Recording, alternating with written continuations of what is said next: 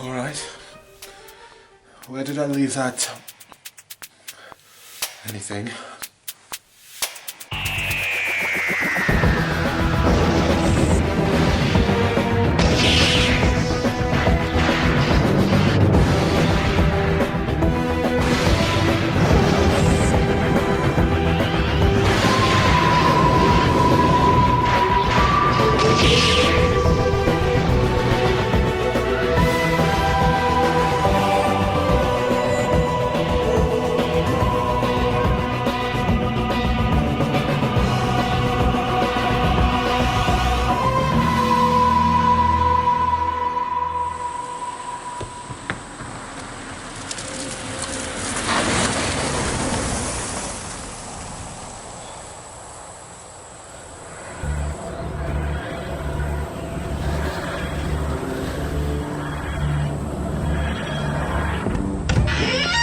Whoa, what the hell?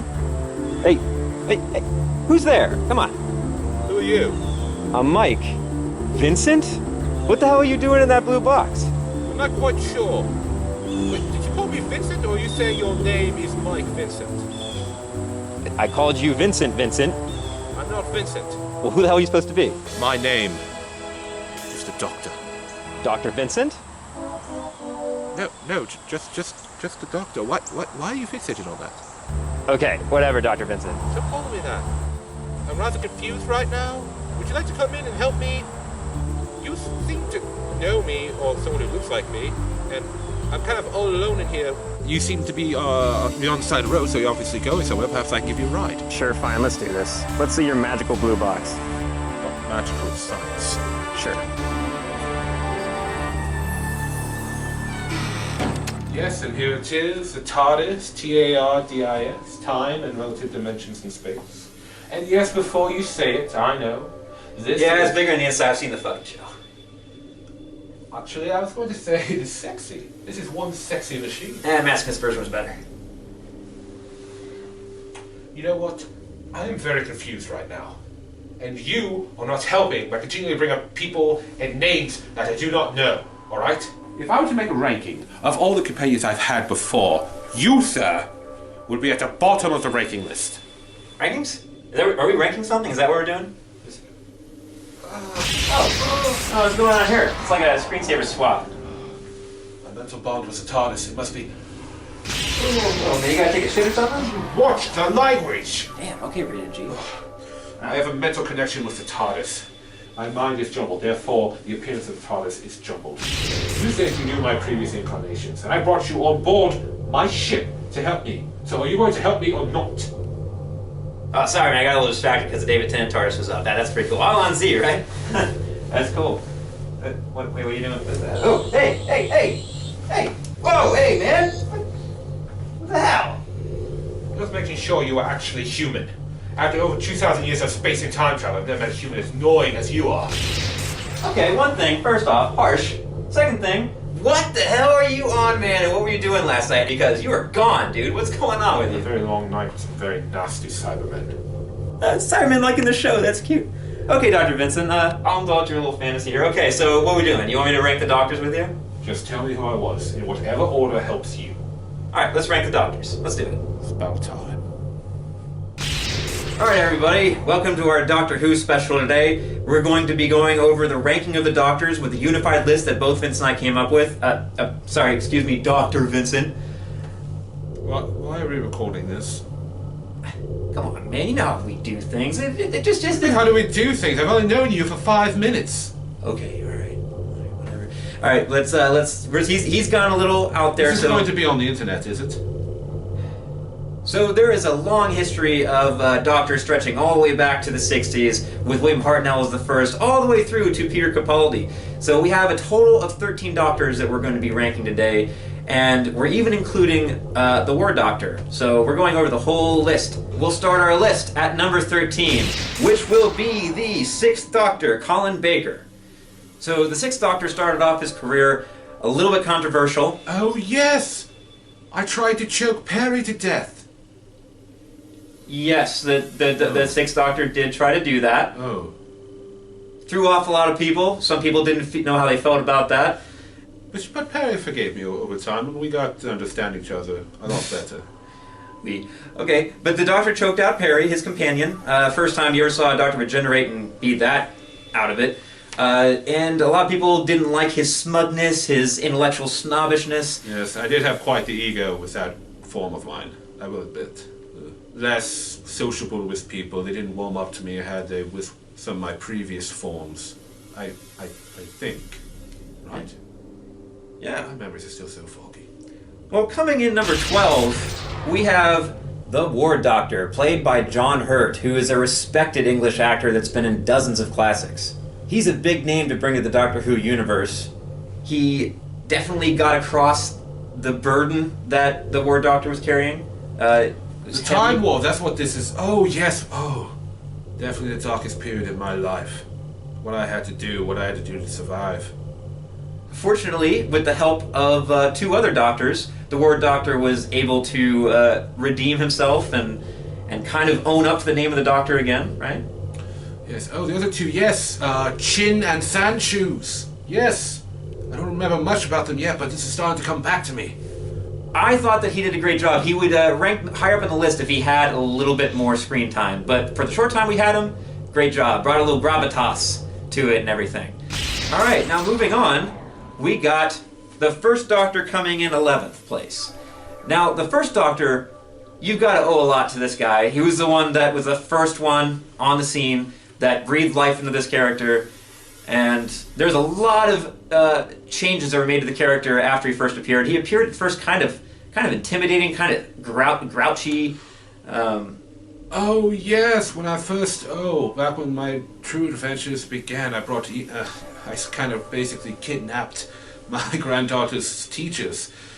They took a while to warm up to me, but then again, I was kind of used to being in charge the whole time, so I wasn't exactly mannerly towards them. Well, the audience seemed to warm up to the First Doctor the further in that he went, and he eventually became much more approachable and likable, and I think that there was a lot of people that were very sad to see him go, but in his leaving, he was able to start a tradition in Doctors of being regenerated, the whole regeneration process, where the Doctor can constantly be rejuvenated and be reborn. Oh yes, if it wasn't for regeneration, my enemies would have taken me out centuries ago. Probably the Daleks.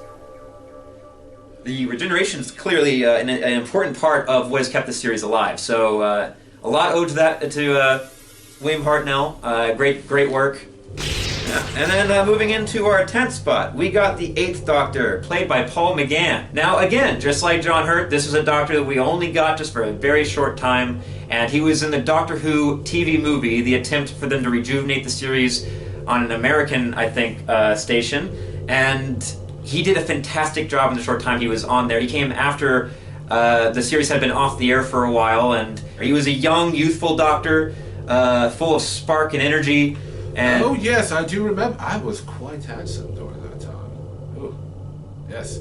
I had ladies all over me. Not that I took them all, but, you know, they... What? He would have made a great Doctor had the TV movie led into a TV series. Unfortunately, I guess the TV movie didn't get the viewings that it wished, but over time, I think people have grown to really appreciate that Doctor, to the point where he has been brought back for audio plays. He was brought back for a short for the 50th anniversary where we see how he becomes the Word Doctor. We have in 9th place the Doctor that came before the 8th Doctor, the 7th Doctor, played by Sylvester McCoy. An actor that I think is very easy to love. You know, he had a female companion. Ace, yes, I remember Ace. Yes, very young woman, very intelligent. Really into pyrotechnics. Oh yes, you know, I'm not very big on guns or explosives, but Ace didn't mind as much. Oh yes, my umbrella.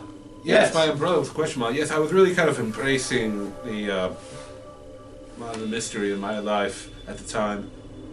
Seems a bit arrogant now, but yes, back then, during that form, I was definitely a huge clown. I loved playing around a lot at first, but also after a while, it started to come down on me, the sadness that comes with having a life as long as I have. Sylvester McCoy, the 6th Doctor, also had the unfortunate responsibility of being the last Doctor before the series was originally taken off the air. And it was off the air for a while. But nothing wrong on his part. Unfortunately, I guess the audiences were moving on from the Doctor at that point. Maybe they're getting a little Doctor fatigue. But great job while he was on it. Now, moving into 8th place, we got the 5th Doctor, Peter Davison. Oh, yes. I spent so much time looking older that having a young face on me again was actually quite a shock for me at first. He had a bit of a questionable sense of style as he dressed a little bit like a cricket player with a little stick of celery. Oh, yes, I do remember that. Ah, the celery. What was I thinking back then? Yeah, I don't know what you're thinking now. But he was great, I thought. He definitely brought a youthful energy to the show, and he had a good set of companions. There was one episode in particular that was pretty dark because he lost one of his companions. Brilliant young man. I'd lost a lot of companions before, but never like that. Yes, definitely one of the worst ways for one of the companions to go, but heroic, nevertheless. They had obviously a relationship I think that people like to tune into, kind of like the big brother, little brother type thing going on, and he also had, I think, 2 other female companions that bounced out. It was like the first time the TARDIS was like a house. It was like full house with a family. It's been a while since I've been carrying that many people on the TARDIS, now since I first started my journey, so thankfully the TARDIS is incredibly big on the inside, as you all can see, so there was room, but at the same time having that many people just felt odd at first. But made adventures all the more interesting for me. In 7th place we got the 3rd Doctor, played by Jon Pertwee. And this was coming off of the reign of a Doctor that was very, very goofy and light, and this was also after the show had been traveling through the galaxy quite a bit, and this is when the Doctor that grounded the show on Earth. He was... When I was working for UNIT, yes, with the Brigadier, I remember that. Getting used to a whole new, almost civilian life. Yeah, and this was a great change up for the Doctor. They're trying to find a new twist on the story. He was grounded by the Time Lords, punished, and then he was able to, I guess, make amends.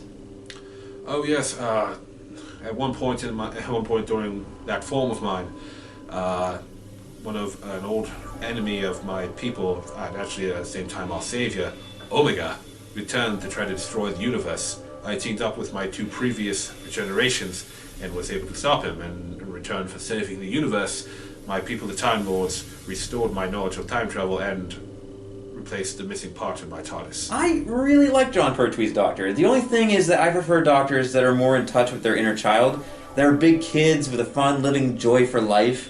The 3rd Doctor was a little more rigid and stiff upper-lipped. He took things much more seriously. This is also a strength of this Doctor, though, in that it made him come across more capable and heroic at times. Many of the Doctors have a bumbling persona that throws off people and surprises them when they succeed.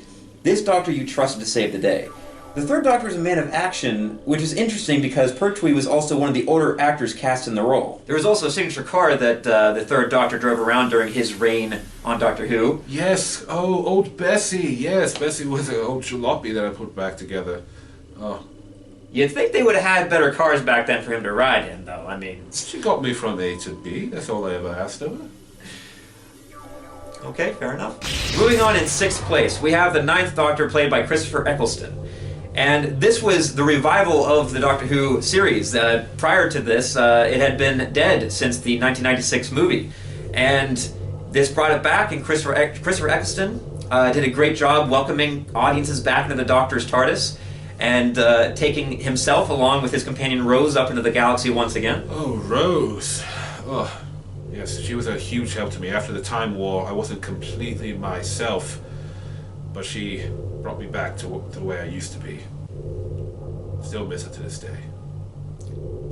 Okay.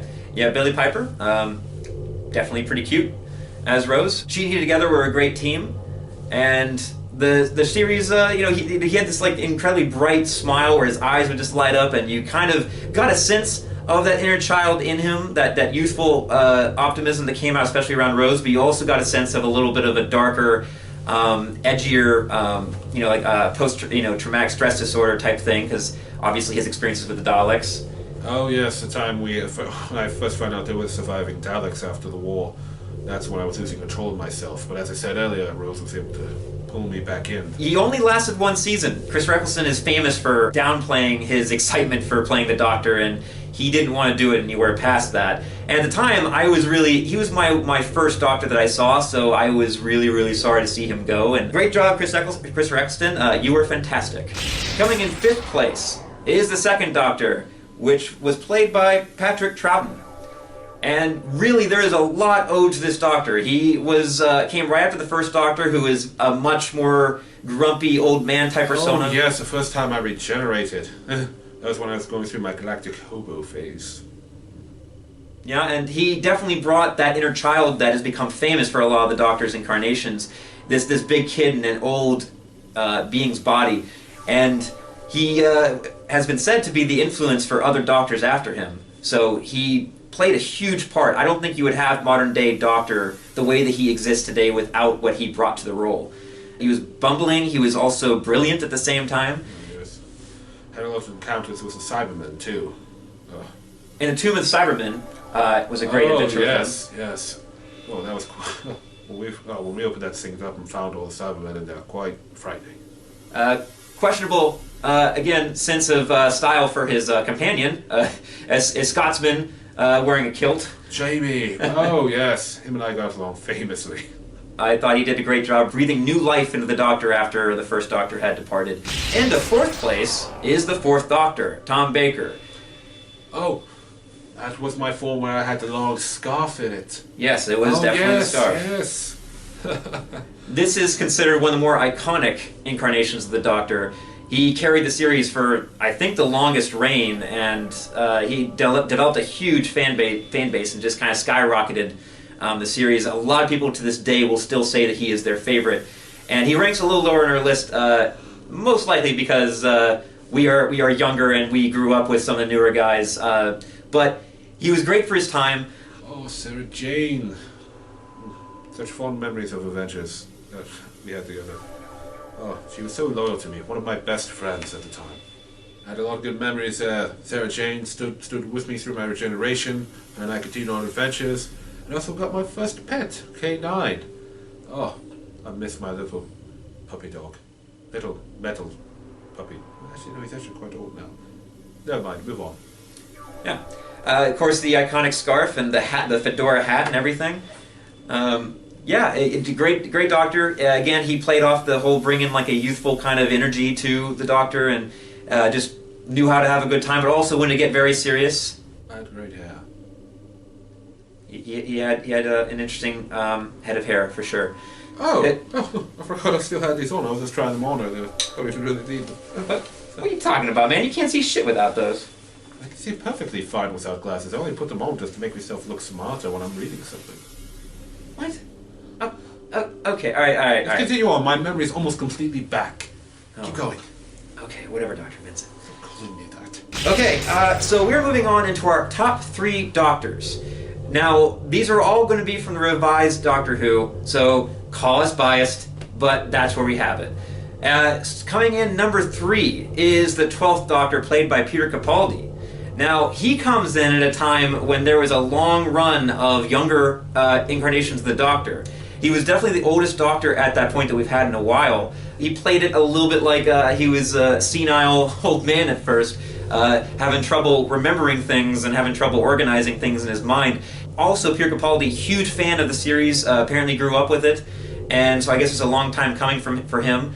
He even guest starred in a previous Doctor Who episode about Pompeii. At first, I had some issues with him, because he came after some of the Doctors that I love the most, but he also was kind of a little bit of a jerk at first. Let's be honest. His Doctor is a bit of a jerk. He was short-fused, he was not very empathetic, he didn't really show a lot of compassion or care towards Clara, his companion, or others. He constantly put her in danger to try to complete his missions, and at one point it even made them kind of break up temporarily. She got really pissed at him in that one episode with the moon.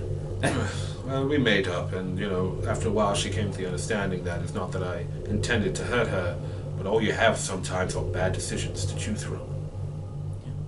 And it was towards the end of his first season that I started to slowly warm up to him. He especially really came to his own for me in that the first Christmas special he did with Nick Frost as Santa Claus. There are times that he can still be kind of short-tempered or kind of a jerk, but he also has a very soft side. You get the feeling that he really cares about Clara, and I thought that was a really good episode. He did a really great job, and he's really owned it.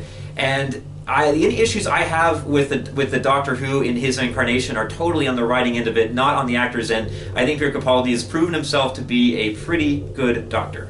All right, coming in, number 2 is the 11th Doctor, played by Matt Smith.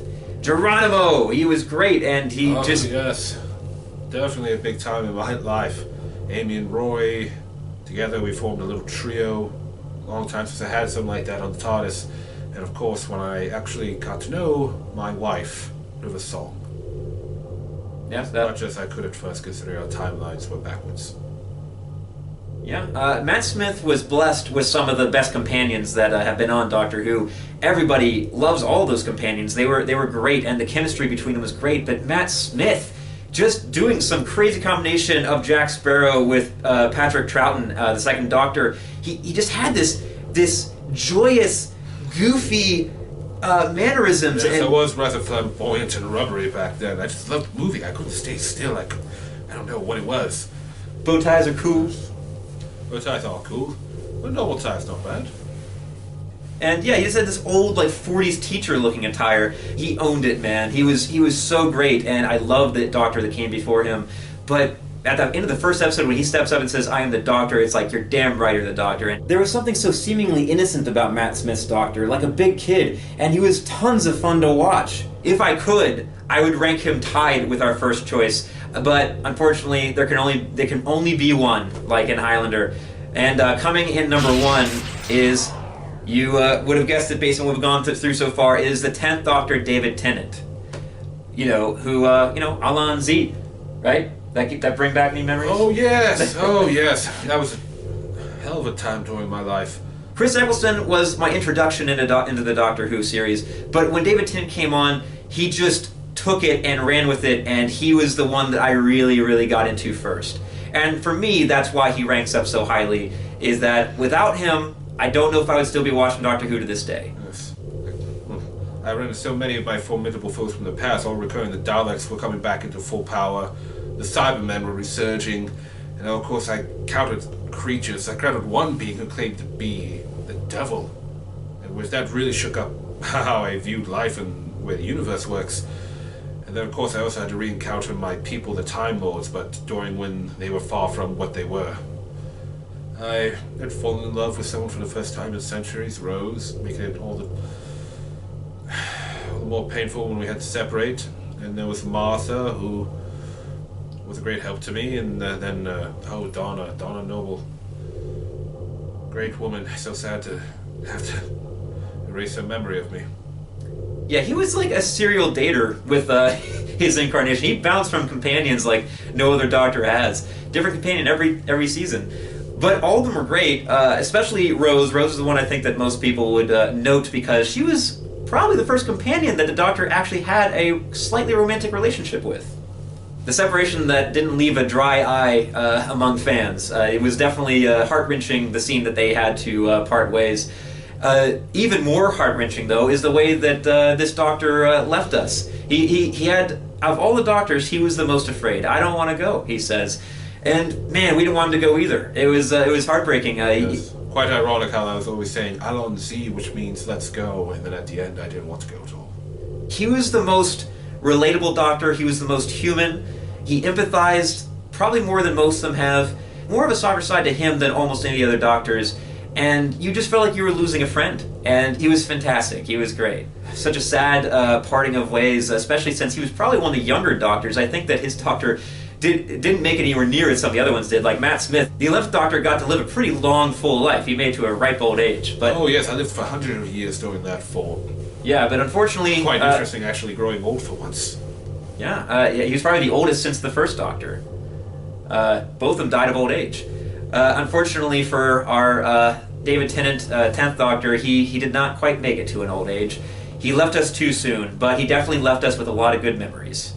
And that covers all the Doctors. All of them were great in their own right. None of them were bad. And together, they've all left us a great legacy here. And hey, man. Well, you're very welcome. I'm glad I made such an impression on you. All right, everyone, and that concludes our rankings of the doctors. And, and good thing, too. My memories are so much more clear now, and everything is back in the right order in my head, and I can remember all of my old church friends. I know we had a bit of a rough start there, but Mike, I just want to thank you. Woo! What are you doing? What are you doing? Yeah. What are you doing? Where did you get that from? I didn't even know I still had that. You know, I never noticed this before, but this kind of looks like a Freudian phallic symbol for a dick. It's even got... You keep bringing up all those names in relation to me that don't make sense. Then you keep calling me the Dr. Vincent as if I'm not the doctor. And now you take my most cherished instrument and you compare it to genitals? Look, see got a little headpiece right there. See that? That's it! That is it! Worst companion ever! What the hell? Hey man, I thought we were bros. Okay, alright, whatever, Dr. Vincent. Get in your magical blue box and ride away. Whatever, man, we're breaking up like the Beatles. You're like Yoko Ono and John Lennon combined together in one. You know, breaking up the band here. Whatever, man. See if I need you.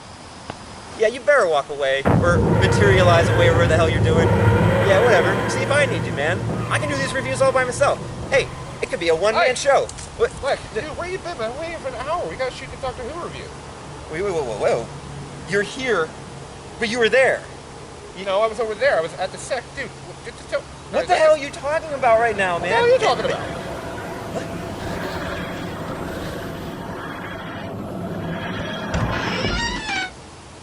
Huh? Yeah, that's what I'm talking about. What the hell is this sorcery shit? Is this one of your special effects tricks? What game are you playing, man? What game are you fucking playing? Fucking Tardis just staring right in front of me. All right, you know what? All right, look, the door's open. Let's get to the bottom of this, huh? Come on, You're man. what? Come on. What the hell's been going on?